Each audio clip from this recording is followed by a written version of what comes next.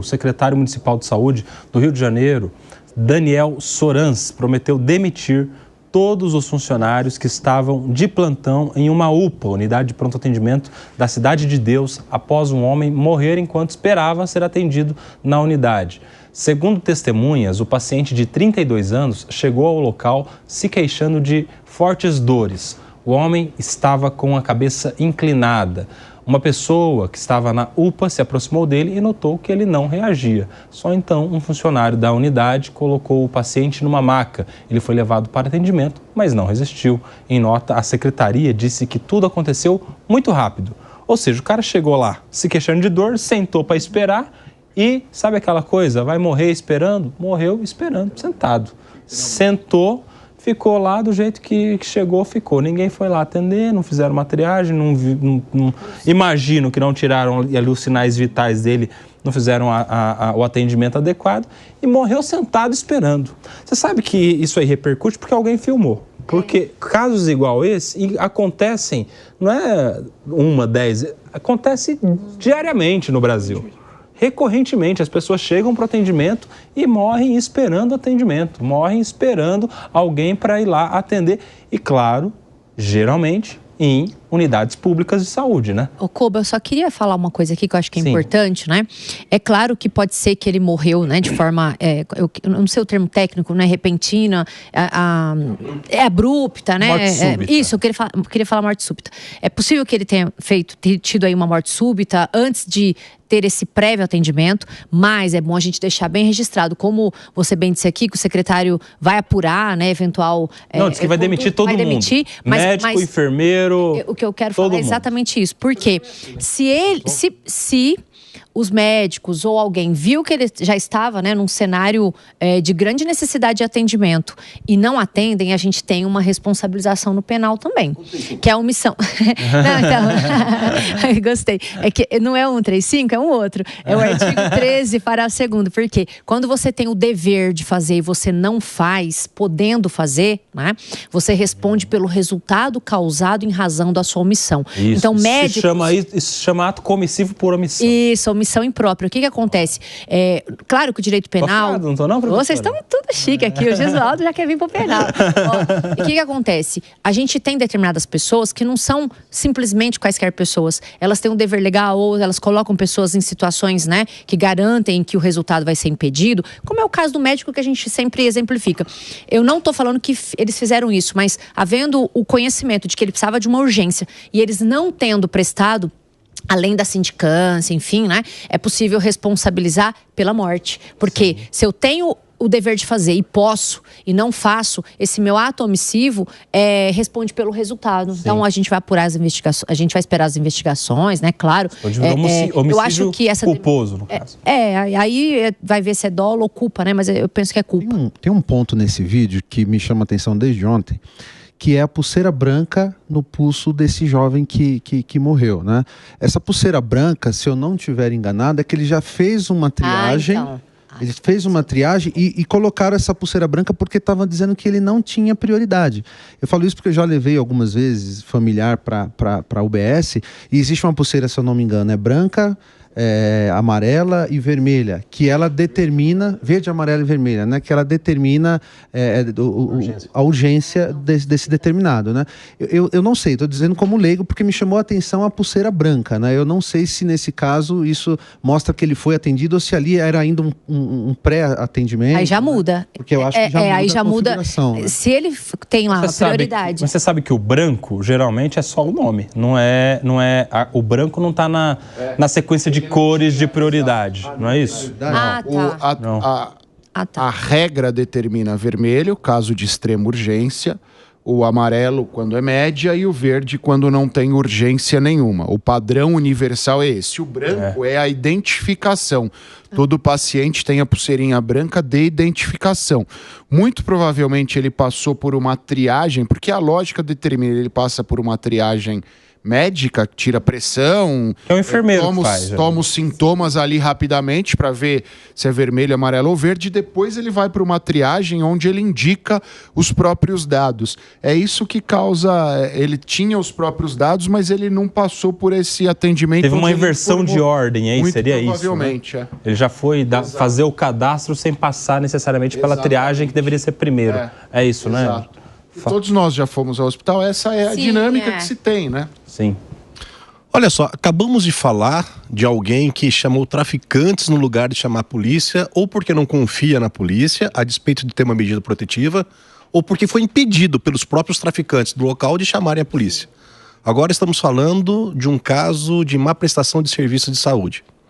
Não é falar do caos, não é pregar o Armagedon, não é falar de um mundo distópico, mas o Estado tem falhado naquilo que é básico, naquilo que é elementar, naquilo que é o seu papel fundamental. Saúde, segurança, educação. E o problema é que a melhora disso não vem com corte de gastos, mas sim com implementação de gastos, com fomento de gastos, com melhoria através de investimentos. E de onde virão esses investimentos se o momento agora é para o mercado corte de gastos? Tem essa, né, Diogo da Luz? Só que assim, independente dessa questão de mais ou menos investimento, ali tinha, imagino, algum funcionário que a função dele era receber quem entrasse por aquelas portas pedindo ajuda. Tinha alguém ali que, pelo menos imagino que seja a primeira pessoa que tem que ter essa, né, de fazer o primeiro atendimento. E não fez. Então tem um pouco de má prestação do serviço mesmo, não tem? Eu acho que tem má prestação de serviço em todo o serviço de saúde público, mas não posso dizer que nesse caso tenha sido isso ou aquilo, até porque a gente não conhece os detalhes da coisa. O serviço em si é bastante ruim. Nessa semana que a gente vê o presidente, no mesmo fim de semana que o presidente da República recebeu um atendimento de primeiríssimo nível, a gente vê uma situação dessa que, como você disse no começo, acontece com muita frequência, às vezes é filmada e a gente fica sabendo. Tenho certeza de uma coisa: punir todos os funcionários não vai mudar o serviço público. E não acho que seja uma questão de quantidade que se gasta de dinheiro, não. 15% do orçamento público vai para a saúde. Eu acho que pode ser com corte de gastos, mas com melhoria dos investimentos, melhoria dos gastos, melhoria nos contratos com prestadores de serviço, a gente pode ter muito mais por muito menos dinheiro. Comparado com outros países do mundo, o Brasil não gasta pouco com saúde. Ele entrega pouquíssimo, mas não gasta pouco. Ô, Acácio, por que a saúde, geralmente, há muito tempo, ela é uma das principais queixas da população, né? Politicamente, em pesquisas, enfim, a gente tem esse dado. Ultimamente, aqui a gente vê a segurança subindo nesse ranking. Mas a saúde, historicamente, é uma queixa da população. Mas também, historicamente, é um dos piores serviços que a gente tem no serviço público. Nível federal, nível estadual, nível municipal também. Por que a gente ainda não conseguiu ter uma saúde de qualidade pública? Eu acho que tem dois fatores aí essenciais. Primeiro, um fator social. A gente vive num país onde uma parcela considerável da população está abaixo de determinados índices de pobreza e, consequentemente, faz uso da saúde pública. Então, a saúde pública, e quem já trabalhou na administração pública sabe disso, por mais que existam só 15% obrigatórios, não há cidade no Brasil que gaste esses 15%. A média hoje é equivalente a 25% de investimento, de gasto na saúde pública. E mesmo assim não dá conta. A gente sabe que existem muitas cidades que não dão conta, que depende do repasse dos estados. Aí eu cito o exemplo do estado de São Paulo, que fez uma alteração na Constituição estadual e, entre aspas, misturou o orçamento da educação e da saúde, porque a população está envelhecendo e cada vez tem menos filhos, então a demanda por educação tem diminuído, por saúde tem aumentado. Em segundo lugar, a gente falou há pouco sobre as emendas parlamentares. Eu faço um desafio aqui. Quantas destas emendas parlamentares foram destinadas ao custeio da saúde? Eu aposto com que eles mandam para comprar ambulância, né? Exato, manda comprar ambulância, porque mas comprar ambulância porque, não resolve. porque a ambulância sai na foto. Aí sai na foto, você pede voto depois daquela foto. O que importa é o custeio hoje. A gente tem até estrutura de saúde, mas o que importa é contratação de RH médico, é contratação de enfermeiros. Medicamento é muito caro no Brasil. Por mais que lá atrás o Serra tenha quebrado a patente, os medicamentos ainda são caros no Brasil. Então a gente precisa de investimento na saúde. E esses recursos, os municípios estão com o pires na mão. Dependem de ajuda dos estados e da União. E essa ajuda, quando vem, é muito pequena, é muito aquém da necessidade dos municípios. Disse e repito, aposto com vocês, não há município no Brasil que não tenha dificuldade em custear a própria saúde, por mais que a gente viva num sistema único de saúde. A rigor, União e estados deveriam compartilhar essa conta e, na maioria dos casos, não compartilham. Agora, é também um problema, além de corrupção, que a gente sabe que existe generalizada no Brasil, de escolhas erradas, né? O Brasil tem ainda 2.250 santas casas, que desde a criação do SUS foram relegadas ao segundo plano. Esse modelo atual despreza elas e faz com que o Estado diga que ele quer ter tudo ele administrando, com os seus prédios, os seus contratados, e isso dificulta muito mais. Teria sido muito mais lógica. Veja, 2.250 santas casas é quase uma para cada 2 municípios.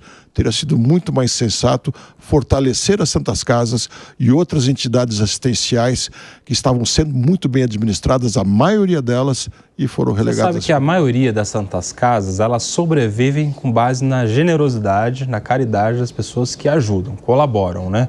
Que uma empresa que vai lá e reforma um quarto de internação, doação da sociedade, enfim. Porque se as santas casas dependessem da tabela do SUS, meu amigo, é uma tabela que está defasada há não sei quanto tempo, não é isso? Eu não tenho os números. Os municípios recebem tabela SUS, por isso que tem essa dificuldade orçamentária.